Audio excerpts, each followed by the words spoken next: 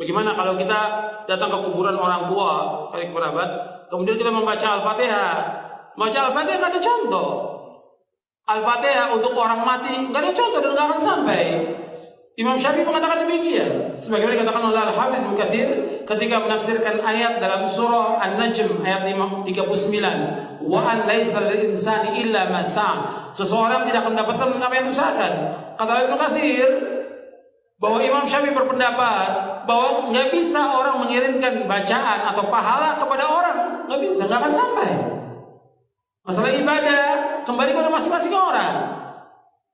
Jadi Al-Fatihah nggak sampai. Begitu juga yang lainnya, bacaan Al-Quran. Kadang-kadang orang sudah meninggal dibacakan Quran. Orang disuruh membaca Al-Quran di mana? Di rumah.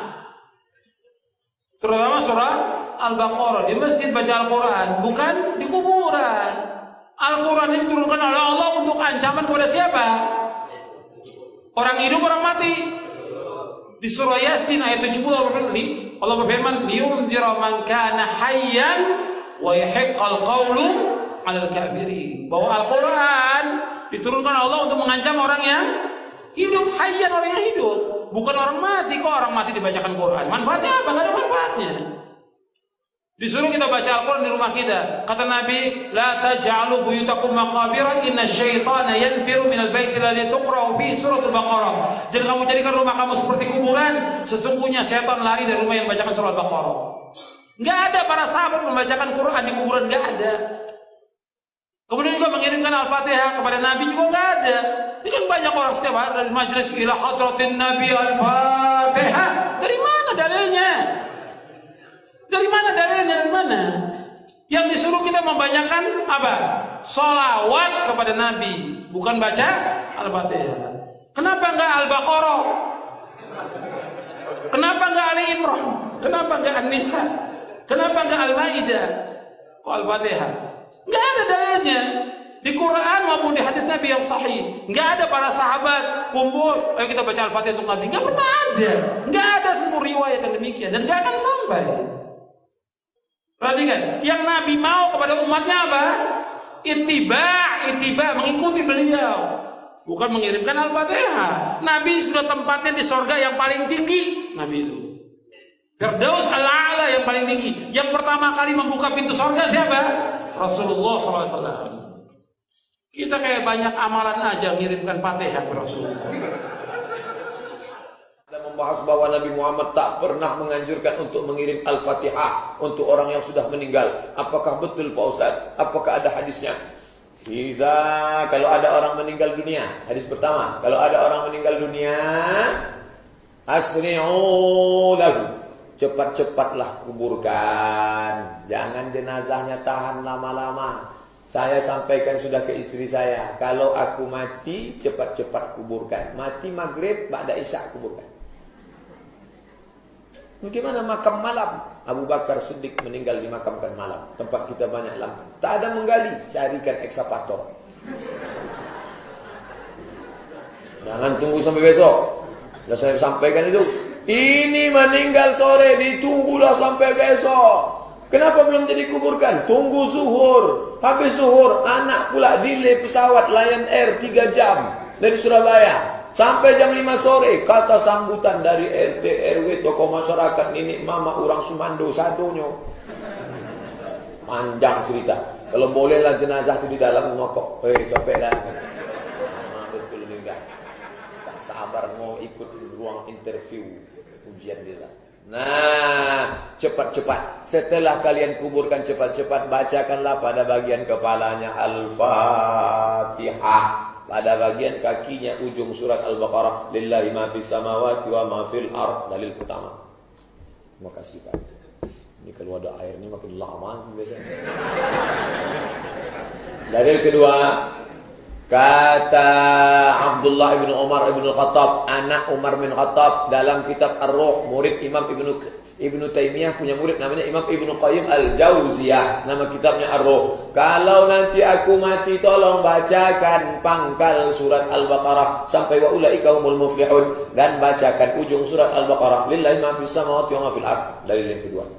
Maka berdasarkan dalil ini, kata mazhab Syafi'i dalam kitab Al-Majmu' Syarah Muhadzab disebut oleh Imam An-Nawawi, wa in khatimul Qur'an, seelok-eloknya bacalah sekhatam Quran. Kalau tak sanggup sekhatam Quran, bacalah hatinya Al-Quran, qalbul Quran, Yasin wal Qur'anil Hakim, innaka laminal mursalin. Kenapa Pak Imam menangis? Belum dibayar hutang. Nah, tak sanggup membaca Yasin terlalu panjang, Ummul Quran Al-Fatihah. Untuk almarhum Ustaz Abdul Somad, Al-Fatihah.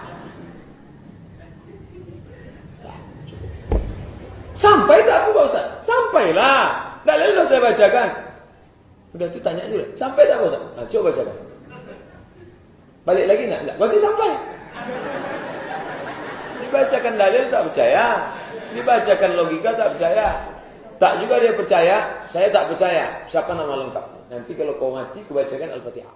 Teman-teman sekalian yang dimuliakan Allah Subhanahu wa taala, ziarah itu artinya kunjungan. Ziarah. Jadi saya menziarahi antum, berarti saya mengunjungi antum. Mau kemana Ustaz Adi? Mau ziarah. Mana? Ke Pak Lutfi. Pak Lutfi di mana? Di Lampung. Kan Pak Lutfi masih hidup. Ziarah itu bukan mengunjungi orang yang wafat saja. Ziarah itu bisa diartikan mengunjungi orang yang masih hidup. Bisa. Jadi ziarah artinya kunjungan. Kunjungan. Baik ya? Nah sekarang, bolehkah kita mengunjungi orang yang sudah wafat? Boleh. Apa yang dikunjunginya? Kuburnya. Makanya ada istilah ziarah kubur. Mengunjungi orang yang wafat dalam kuburnya. Apa yang dilakukan? Mendoakan mereka. Jadi Nabi bahkan mengatakan, silakan. Lihat-lihat. Kuntu nahaitukum an ziyaratil kuburi fal'ana fazuruha. Itu dalilnya. Dulu saya pernah larang Anda untuk ziarah kubur. Dulu itu saat iman lemah. Ada kebiasaan di jahiliyah. Kalau ada orang meninggal, itu mereka meratap-ratap. Ratap-ratap. Untuk menunjukkan bahwa orang ini orang baik. Diratap, ada yang kubak-kubak rambut, ada yang mukul-mukul begini. Bahkan nanti gini, saking populernya kesan itu dianggap orang baik, sampai ada jasa penyewaan orang nangis. Jasa nyewa orang nangis. Jadi kalau ada dikenal orang buruk misalnya, disewa nih, berapa orang? Rombongan, untuk nangis saja. Nangis, terus meratap-ratap. Ada itu, zaman jahiliyah. Jadi begitu ada kebiasaan seperti itu, jadilah kultur di masyarakat. Biasanya, budaya itu muncul karena biasa. Biasa itu dari kebiasaan. Kebiasaan begitu jadi tradisi nanti ya. Maka ketika ada tradisi itu kuat di masyarakat, iman mulai lemah. Di awal-awal iman masih lemah maksud saya. Karena masih lemah, belum ada penguatan tauhid yang kuat, muncul kebiasaan itu, maka dilarang oleh Nabi sallallahu alaihi wasallam untuk sementara waktu ziarah kubur. Larangan datang. Kenapa dilarang? Bukan gak boleh ziarah. Bukan gak boleh ziarah. Larangannya karena dikhawatirkan ketika ada yang meninggal, tradisi tadi lebih kuat daripada awal-awal keislaman, muncullah seperti itu. Sehingga maaf, iman yang seharusnya muncul teman-teman sekalian, itu terhenti, terbatasi oleh nilai-nilai tradisi yang tadi. Maka setelah imannya kuat, paham bisa membedakan, mana doa, mana diskusi, mana ceramah, mana ngobrol, ya kan? Mana kemudian teman-teman sekalian bisa mendoakan dengan baik, mana yang bisa meningkatkan iman, mana yang bisa mengurangi iman. Dari situlah kemudian, ini yang paling menarik, muncullah sabda Nabi, kuntu nahaitukum an ziyaratil kuburi. Dulu saya larang kalian ziarah kubur karena dikhawatirkan kalian meratap, minta-minta pada yang tidak baik. Fal'ana fazuruha. Sekarang ziarahi. Di ziarah kubur itu hukumnya boleh. Sekarang antum katakan, saya ingin ziarah Wali Songo. Boleh. Apa yang dilakukan saat ziarah itu? Turunkan lagi hadis-hadis Nabi-nya. Doakan mereka. Apa doanya? Salam dulu. Assalamualaikum ya ahlad diyar. Minal mu'minina wal mu'minat. Wal muslimina wal muslimat. Wa nahnu insya'allahu bikumul lahiqun. Ziarah. Bahkan antum kepada Nabi. Ke Madinah. Ziarah. Begitu setelah selesai sholat Raudhah, antum lewat Babu Salam, lewat itu kan ziarah. Assalamualaikum ya Rasulullah. Assalamualaikum ya Abu Bakrin. Assalamualaikum ya Umar radhiyallahu taala anhuma. Antum ke Baqi ziarah. Assalamualaikum ya ashaban Nabi sallallahu alaihi wasallam. Assalamualaikum ya ahlad diyar. Minal mu'minina wal muslimin wal mu'minat wal muslimina wal muslimat wa nahnu insyaallahu bikumul lahiqun. Datang ke Wali Songo, ziarah. Apa darahnya? Sampaikan salam. Salamnya yang tadi. Setelah itu apa? Itu sunnah Nabi, berdoa. Allahumma ighfir lahum warhamhum wa'afihim wa'fu anhum wa akrim nuzulahum wasi' madkhalahum wa naqqihim minal khataaya kama yunaqqa thawbul abyadu minad danas. Doakan mereka. Ya Allah, alirkan pahala pada mereka. Ya Allah, berikan kemuliaan pada mereka yang telah membawa risalah dakwah ke Nusantara. Ya Allah, muliakan keluarganya. Ya Allah, berikan kekuatan ya Allah kepada keluarganya dalam keadaan yang terbaik. Selesai, itulah ziarah kubur. Lalu sampaikan, ya Allah, kami pun sadar kami kapanpun akan diwafatkan. Maka wafatkan kami ya Allah seperti Engkau wafatkan mereka dalam keadaan yang terbaik. Sudah. Makanya kata Nabi, cara terbaik meningkatkan iman, mengunjungi, berziarah atau ingat pada kematian. Sering lewat alam kubur mengingatkan kita mendekatkan diri pada Allah Subhanahu wa taala. Yang tidak boleh, maaf, minta-minta di kuburan. Pegang nisan, kan? Pak, tolong, Pak, cucu saya mau lahiran, tolong. Makanya saya datang ke sini. Antum ngapain datang ke situ? Yang di situ saja nggak bisa keluar. Antum itu kayak yang di situ. Nah, itu yang tidak tepat. Jadi yang dilarang itu minta-minta pada yang tidak dibenarkan. Kalau zarahnya nggak ada masalah. Lalu bagaimana kemudian menyikapi yang seperti ini? Antum bikin zarah. Cari ustaz yang bagus. Datang kemudian, di situlah diadakan taklim. Terangkan, ini loh risalahnya. Saya pernah itu. Ya, tur, jejak Islam di Nusantara. Bukan Islam Nusantara, jejak Islam di Nusantara. Beda antara Islam Nusantara dengan jejak Islam di Nusantara. Kami susuri Pak, sampai ke Aceh Pak. Aceh, dari Aceh.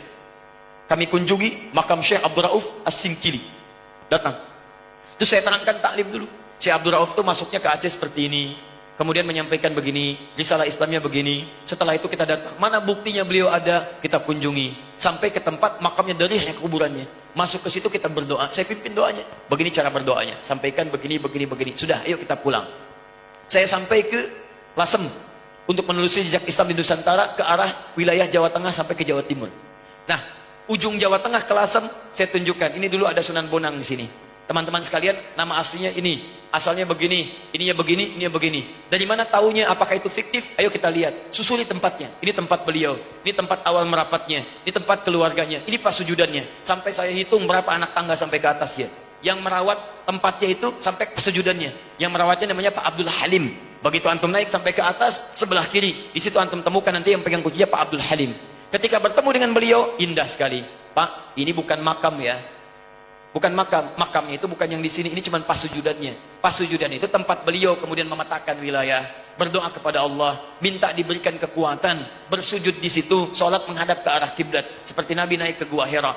Lu memohon kepada Allah beri petunjuk. Setelah itu berdakwah di lingkungan sekitaran. Makamnya bukan di sini Pak. Tapi yang di bawah. Disamarkan makamnya supaya tidak ada yang mengkultuskannya. Indah keterangannya.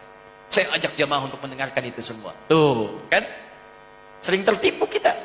Makanya ditutup tuh pas sujudannya juga supaya tidak ada yang mengkultuskan itu. Cuman lihat ke situ, baik, terangkan. Kalau sudah seperti itu, enak taklim kitanya. Di sejarahnya paham, ada tokohnya, ada bekasnya, kemudian kita mendoakan, setelah itu kita pulang, selesai.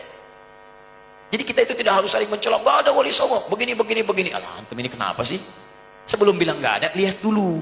Lihat, pahami, baca kisahnya, pelajari, ambil inspirasinya. Kalau ada yang meninggalnya, doakan seperti antum datang ke makam Uhud. Datang ke situ, antum doakan, cerita di situ, selesai. Seperti antum datang ke makam Nabi, berdoa di situ, bahas sekitarannya, pulang, selesai. Itulah teman-teman sekalian. Jadi kita ambil cara yang hikmah. Jelas ya?